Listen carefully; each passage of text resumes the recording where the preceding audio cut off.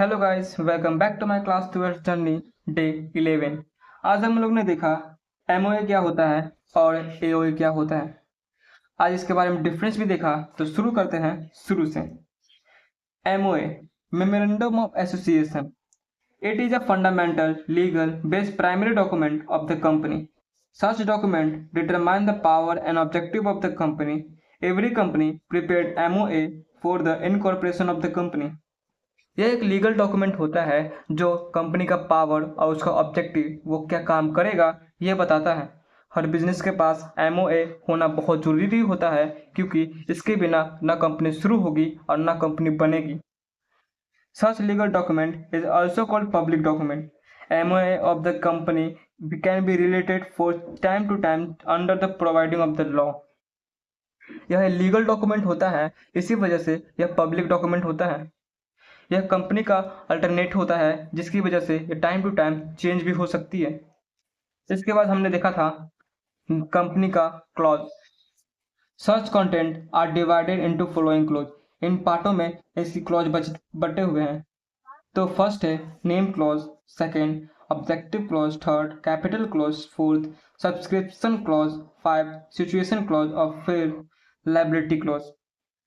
एक बात ध्यान रख लो, जिसमें लायबिलिटी क्लोज लिखा हुआ है वो लिमिटेड कंपनी होगा, और जिसमें लायबिलिटी क्लोज नहीं लिखा हुआ है वो अनलिमिटेड कंपनी होगा। और अनलिमिटेड और लिमिटेड की डिफरेंस हम दोनों इसमें बता चुके थे, जिसमें हम पढ़ाए हुए थे types of company. Name close. According to providing of the company act 2013, a company can not register without any legal name, a specific or approval by the central government or authorized by the central government. Therefore, such clause determine original name of the company. The two companies are in same related businesses, so that he public may be confused for the new name of the company. The clause also change for time to time under providing of the act this. Name close क्या होता है? यह company का नाम बताता है कि company का नाम क्या होगा, कंपनी किस नाम से शुरू होगी। फॉर एग्जाम्पल, अगर दो कंपनी का एक ही नाम हो, जो एक ही प्रोडक्ट बनाता हो, तो उसका कंज्यूमर दोनों कंफ्यूज हो जाएगा कि कौन से कंपनी से हम माल खरीद रहे हैं और कौन से कंपनी से माल हमने नहीं खरीदना है। इसी वजह से एक रूल बनाया गया, जिसमें हर कंपनी का एक अपना स्पेसिफिक नाम होना चाहिए, लीगल नेम होना चाहिए, जिसकी अप्रूवल सेंट्रल गवर्नमेंट देती हो और अथोराइज बाय सेंट्रल गवर्नमेंट हो।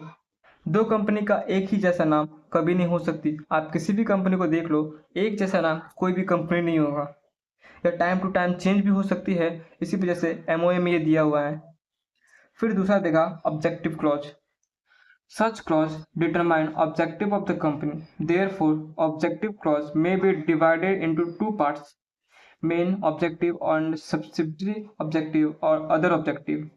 Every business is created by company is according with the company clause. The company may be change objective clause for time to time under providing of this act.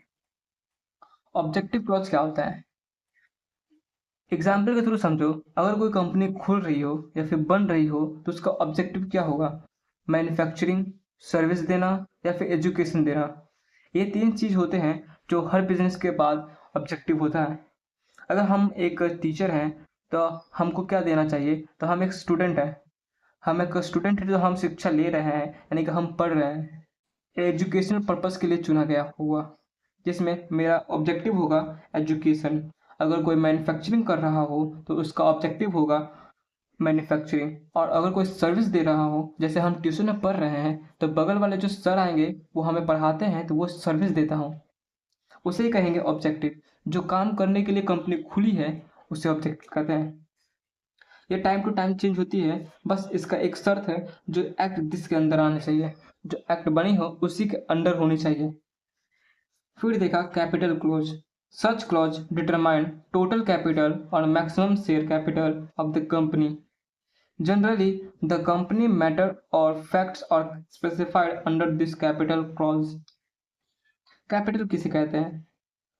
जो company खुलती है उसमें पहला चीज क्या लगता है? पूंजी, यानी कि कैपिटल। उसमें कितना पैसा लगेगा कि वो कंपनी बनने का प्रक्रिया में आ जाए। तो उसमें पहले लिखता है, जब रजिस्टर्ड कंपनी का होगा तो उसमें मैक्सिमम शेयर ऑफ कैपिटल लिखा जाता है, जिसमें अगर हम 1 करोड़ माने तो 1 करोड़ जाएगा और 1 करोड़ का शेयर कितना होगा, उसको शेयर में तोड़ना भी होता है, तभी जाकर कंपनी का बेस बनता है। अगर हम 1 करोड़ लिए और 1 करोड़ का शेयर कितना होगा और हम 10 से डिवाइड करते हैं या फिर 100 से डिवाइड करते हैं तो 1 लाख शेयर हो जाएगा। और 1 लाख शेयर को कितना वैल्यू में हम तोड़े थे उसका पैसा, यानी कि पर यूनिट हम कितने में बेचेंगे उसका आएगा, यानी कि 100 यूनिट पर, एक शेयर का 100 रुपये होगा। तो इससे हो जाएगा the maximum share capital of the company, the number share of the company, the nominal value, face value, par value of the each of share. फिर देखा according to providing of the act, company limited by guarantee having no share capital और unlimited company are not memorised of the clause.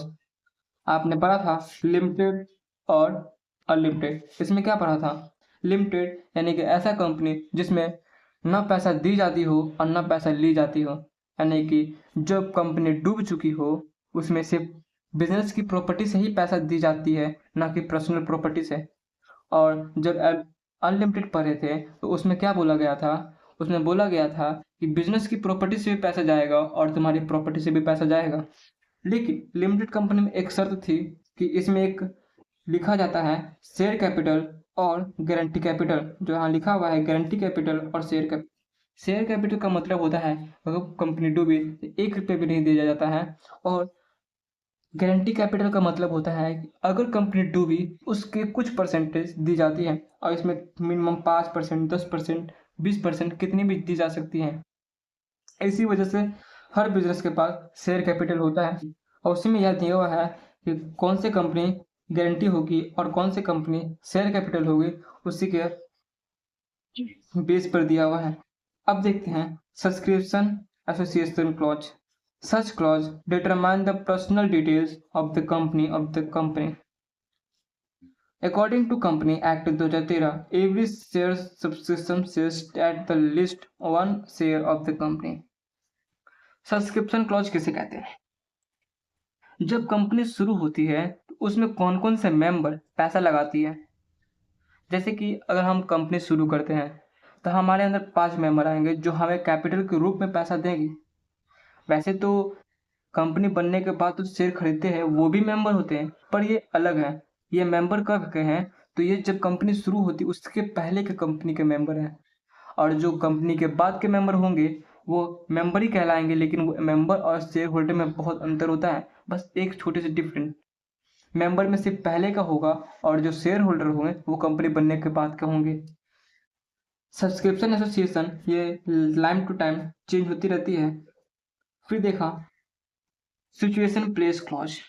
The clause determine of the main office, register office, head office of the company. According to Company Act 2013, it is memorandum to maintain the register office within 30 days or incorporate of the actual commitment of the company because it is memorandum to consumption for ROC within 30 days are per as the providing law of the Company Act 2013. Situation clause किसे कहते हैं? जब company खुलती है तो उसका 3 चीज होता है, हेड ऑफिस, मेन ऑफिस और रजिस्टर्ड ऑफिस। इन तीनों का एक एमओए बनता है जिसमें लिखा हुआ रहता है कि कौन सा एमओए में हेड ऑफिस होगा, रजिस्टर्ड ऑफिस होगा या फिर मेन ऑफिस होगा। इसका एक लीगल बेस्ड डॉक्यूमेंट होता है जिसमें अगर आपके पास मेन ऑफिस, हेड ऑफिस या फिर रजिस्टर्ड ऑफिस नहीं है तो एक छोटे से मेन ऑफिस का रूप का एक छोटा सा मेन ऑफिस इसमें दिया जाता है सिचुएशन क्लॉज में, ताकि उसमें पता चल सके कि इसमें कौन सा रजिस्टर में वो है। लेकिन ये 30 डेज के लिए ही अप्रूवल होती है, उसके बाद उसी जगह पर मेन ऑफिस, हेड ऑफिस या फिर रजिस्टर्ड ऑफिस तीनों में से कोई भी एक क्रिएट हो जानी चाहिए। यहाँ लिखा हुआ है आरओसी के द्वारा कि 30 डेज में ये बनाया जा चुका हो। अब देखते हैं, लेकिन ये जो है सिचुएशन क्लॉज वो टाइम टू टाइम चेंज भी हो सकती है। लाइबिलिटी क्लॉज किसे कहते हैं? It is not memorandum for every company because a company is with the limited of the member is a limited company must have a limited clause. Under this clause, the liability of the member may be limited by share or limited by guarantee. Liability clause किसे कहते हैं? जब कोई company बंद होती है तो उसका लायबिलिटी क्या होता है? शेयर होल्डर का पैसा चुकाना, जो उसने बैंक से कर्जा लिया था उसका पैसा चुकाना, जो लोगों से कर्जा लिया था उसका पैसा चुकाना, या फिर जितनी भी चीजें हैं जो machinery, rent, house rent, share holder, salaries, वो सब के सब लायबिलिटी में आती है। जबकि कंपनी जब भी बंद होगा तो पहला उसका प्रोवाइडिंग होगा कि सारी चीज़ों का पैसा चुक जाए। उसके बाद आता है शेयर होल्डर का, और उसके बाद आता है कैपिटल का, और उसके बाद आता है ओनर का। जब कंपनी बंद होती है तो पहले उसका रेंट चुकाया जाता है, फिर लोन चुकाया जाता है, और तब जाकर उसका सेकंड पार्ट आता है शेयर होल्डर का, शेयर का, जिसमें लिमिटेड बाय शेयर होता है या फिर लिमिटेड बाय गारंटी होता है। जिसमें गारंटी होगा तो कुछ परसेंटेज के थ्रू मिलेगा, और शेयर होगा तो उसमें सिर्फ बिजनेस के प्रॉफिट के या फिर बिजनेस का प्रॉपर्टी जितनी है उसी के रूप से मिलेगा। इसके बाद देखते हैं article of the association, AOA। It is also a legal document of the company. Such content determine internal rules and regulation for the internal management of the company. AOA are subordinated to the memorandum because articles are the rules or the memorandum of internal affair of the company. AOA क्या करता है? AOA अंदर की rules, regulation, management दिखाता है, लेकिन ये भी लीगल प्रोसेस होती है जो लीगल डॉक्यूमेंट पब्लिक के थ्रू होती है। MOA में क्या होता है, वो बाहर की बेसों की चीज़ को दिखाता है, जैसे कि नेम क्या होगा, ऑफिस कहाँ होगा, कैपिटल कितना होगा, सब्सक्रिप्शन कौन कौन होंगे, और लाइबिलिटी कौन कौन होंगे।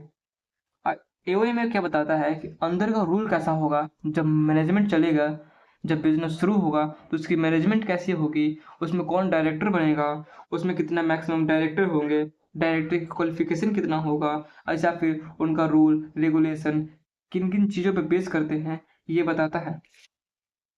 AOA is also a public document, therefore such document is kept by the company into the register office with ROC. According to Providing Company Act, it is not memorandum to incorporation of the company. AOA एक public document होता है और MOA भी एक public document होता है, लेकिन ये AOA रजिस्टर होता है ROC के रजिस्टर में, और MOA भी ROC के रजिस्टर में ही अप्रूवल होता है। It is a company don't prepare AOA. The rules and regulation of the Company Act 2013 as per table F in necessity to be applied.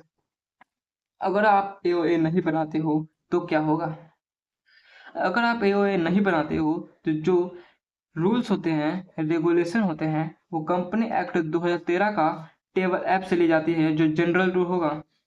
ये नेसेसिटी है, ये अप्लाइड ही होगा अगर आप रूल नहीं बनाते हो तो। वैसे भी हर कंपनी AOA बनाता ही है, क्योंकि इसमें 880 रूल्स होते हैं, तो हर बिजनेस का अपना रूल होना चाहिए। अगर ये नहीं होगा तो टेबल F में जनरल रूल का 880 रूल होते हैं, जो हर बिजनेस का अप्लाई नहीं होता है। अब देखते हैं the following content be made included with into AOA। पहला है द क्वालिफिकेशन ऑफ डायरेक्टर। अगर आप चाहो तो इसमें क्वालिफिकेशन ऑफ डायरेक्टर के लिमिटेड भी लगा सकते हो, या फिर वो MA हो या फिर वो CA हो। द मैक्सिमम नंबर और डायरेक्टर इनटू द कंपनी, इसमें आप ये भी लिमिट लगा सकते हो कि कितने मिनिमम डायरेक्टर होगी और कितना मैक्सिमम डायरेक्टर होगा। अगर मिनिमम जनरल हो जाएगा 15 और मैक्सिमम 15-20 हो जाएगा, तो ये मिनिमम डायरेक्टर के बेस पर डिपेंड करता है। तीसरा, the natural of the book of according to maintain, ये भी मेंटेन होता है। पहले हो जाएगा वॉचर, फिर लेजर, फिर जनरल, या फिर स्पेशल रूल, पब्लिक रूल और प्राइवेट रूल। इन तीनों के बेस पर ही बनता है, तब जाकर अकाउंटिंग आएगा तो वो किस बेस पर वो रजिस्टर करेगा, किस बेस पर वो अकाउंटिंग करेगा, ये इसमें बताता है, nature of book according to maintained. फिर देखा चौथा, the maximum number of the company में कितना मेंबर होंगे, ये भी लिमिट लगा सकते हो, क्योंकि ये अनलिमिटेड भी होता है और लिमिटेड भी होता है। अगर प्राइवेट कंपनी बना रहे हो तो ये लिमिटेड होगा, और पब्लिक कंपनी बना रहे हो तो अनलिमिटेड होगा। फिर देखते हैं पांचवा, any internal rules and regulation are specified according to nature and size of the company. हर रूल्स और रेगुलेशन, कोई भी रूल कोई भी रेगुलेशन कंपनी का नेचर और कंपनी के साइज पर डिपेंड करता है कि वो कितने बड़ा है और वो कौन सा काम करता है। आज के लिए बस इतना है। तब तक के लिए धन्यवाद। मिलते हैं कल डे 12 के साथ।